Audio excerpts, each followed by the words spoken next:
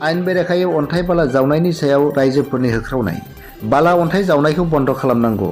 हाग्रा बिफाना आइन बेरेखायै अन्थाइ जावनायखौ लाय होदों जावग्राफोरा लाफाखादों अदालगुरि जिल्लानि सिङाव थानाय माजबादनि रौता दैमानि गुवारियाव नुनो मोननाय जादों रायजोफोरनि होख्रावनाय जाहोना गुवारियाव आइन बेरेखायै अन्थाइ बाला जावनाय जोंहा आगोलाव बेबायदि जायामोन जेब्ला गाव गुवारि पार्टिया नैबेखौ गेजेरखौ एकदम मानसि थोरोबनाय जावना होबाय आरो जावना होनाय जेब्ला दैया देरबाय दैया देरनानै गुगाबोबाय थाबाय मा दैमा बियो रौता दैसा गुगाबोबाय थाबाय सानसेबो नाङाखै बियो बेला मोनसेयावनो सेस बेखिनिया जालि सालि थांजोबदों जोंहा सिगाङाव बेबायदि गुवारि पार्टिया जेब्ला खुराखैमोन होमबा बे समाव जोंहा जालिखौ 3 फुट गाहाम दैबानाया उथियोमोन होमबाबो बे समाव जेबो जायाखैमोन जिसिबि लाना जावो नामा बिथांमोना औ जिसिबिजों मानसि थोरोबनाय जासे जावना होनानै जेब्ला दैया गिदिर जाबाय दैबाना देरबाय थाबाय ओमफ्राय गुगाबोबाय थाबाय जाहा जालिया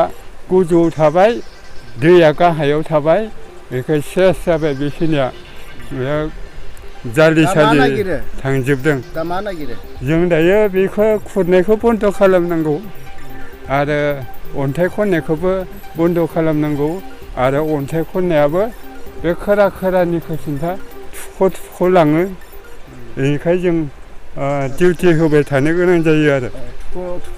थुख' लांनानै गराया गिजिखादों नङा होमबा औ बे दै हायबोला बुगानोसै अन्थाइखौ बे खोरानिखौ लाना थांजोबो नालाय बे गेजेराव अन्थाइया जोबबाथाय बिसोरो बे खोरानि अन्थाइखौ एकदम बिथिंबो थुखा लाङो बिसोरो सरकार आरो हाग्रा बिफाना नुनाबो नुयै बादि मेगन मिसिबना थादों जायनि जाहोनाव गुवारि खाथिनि गामियारिफोरा रौता दैमानि जाथावना खैफोदखौ नुना दिनै दुखुजों आइन बेरेखायै जावनाय गुवारिखौ बन्द खालामनांगौनि दाबि दैखांना खुद्रिसारना होख्रावदों।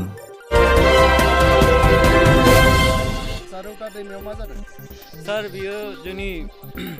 बे रौता दैमायाव जोंहा बहुत खहा जादों मानो होनबा जोंनि बिटिटि एरियानि जोंहा सम्बादाव सभापति दैदेनगिरिफोरखौ जों जनायदों दे बे रौता दैमा गोदो जोंहा मोजांमोन दा गुवारि पार्टी हाबनानै जोंनि माथावरि माथावरि खाथि गुवारि जावनानै एकदम माथावरिखौ सेफायलांदों दैया बारनो हमदों आरो बिनिफ्राय आरो बे गामियाव दैया हाबनो सुरु जाबाय आरो बेबायदिनो आरो दैया गुवारि जावनाय लोगो लोगो दैया खम जालाङो बेखायनो जोंनि दैखरफोरा रानलाङो दै लोंनो मोना खेथि बादि मोजां जाया दंफां लाइफाङा रानजोबलाङो बेखायनो बन्द खालामनांगौ बे गुवारिखौ जोंनि रायजोफोरा जों बे रुपाजुलि आरो बेबायदिनो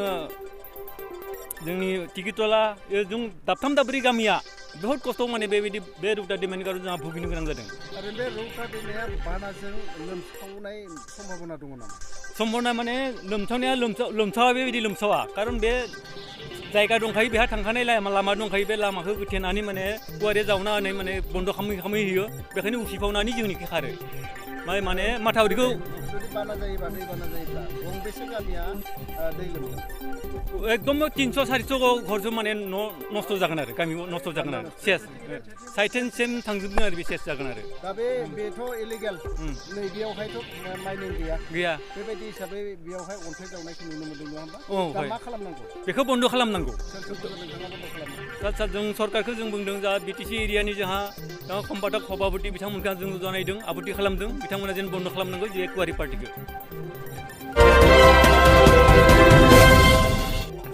अरुणाचल आरो बिटिआर सिमना माजबादनि थिख्रिखला बस्कबारि रुपाजुलि रौता गेट आरो गोबां गामिया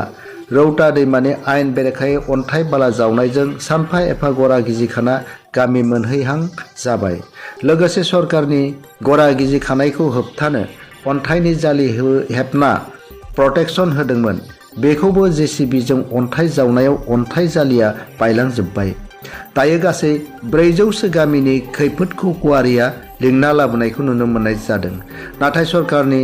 आरो हाग्रा बिफाननि नोजोराव दासिम नोजोर गोग्लैयैया दुखुनांथाव। नोजोर होदोंब्लाबो गुवारिनि महलदारफोरखौ लाइ होना लाफा खाहोदों। रायजोफ्रा आयेन बेरेखा अन्थाइ बाला जावनायखौ थाबैनो बन्द खालामनो दाबि दैखांदों। बिटिआरनि हाग्रा बिफाननि EM बिथाङा रायजोफोरनि दाबिखौ खोनासंगोन ना बेखौ समासो बुंसिगोन। News desk report, news 24 Bodoland.